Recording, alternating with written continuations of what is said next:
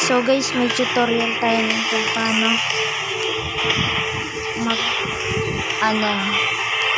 log out ng account dito para kapag dinilip nyo yung code na may kukuha ka pa account. So ito nga pala character ko.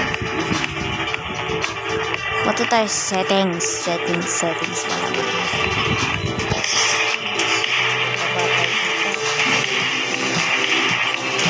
Tapos, click nyo lang ito dito. Yan, nasa baba.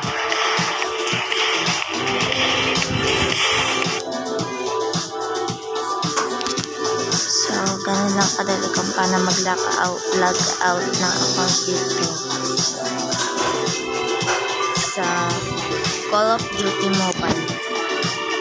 Yan.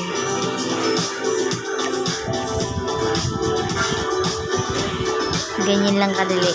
So, guys, yan lang yung ituturo ko sa inyo. Bye-bye guys. So, don't forget to subscribe my YouTube channel and like, share